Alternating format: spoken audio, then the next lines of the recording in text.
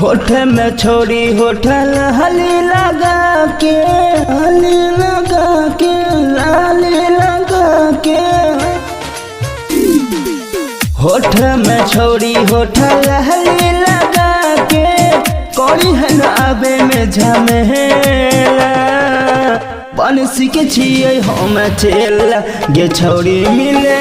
ओई है गे मनसी अकेला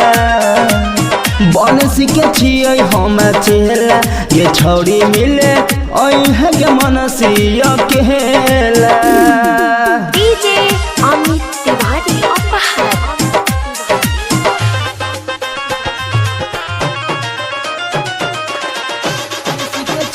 हम चेला ये छोड़ी मिले ओई है गे मनसी अकेला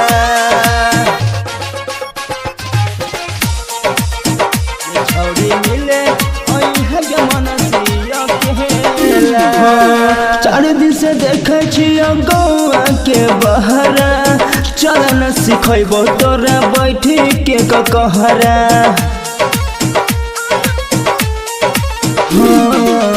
चार दिन से देखे गौआ के बहरा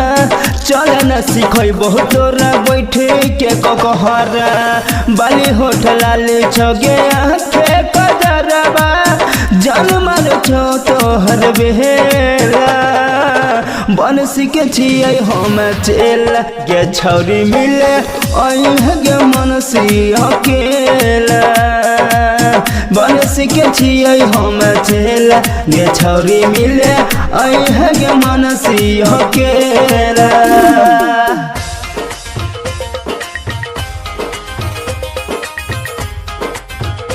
अभी आप सुन रहे हैं नवच्छा से स्वानी रिकॉर्डिंग स्टूडियो की शानदार प्रस्तुति के छिए हम चेला ये छोड़ी मिले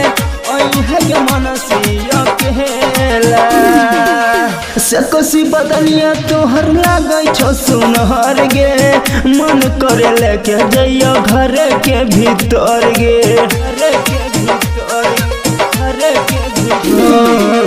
सकसी बदनिया तोहर लागै छो सुनहर गे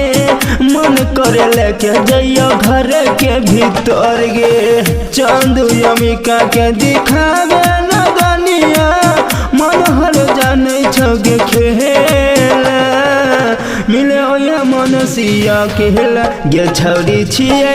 बनसी के हम हो गे चेला मिले ये मनसी अकेला गे छौरी छिए बनसी के हम हो गे चेला। Swani recording studio.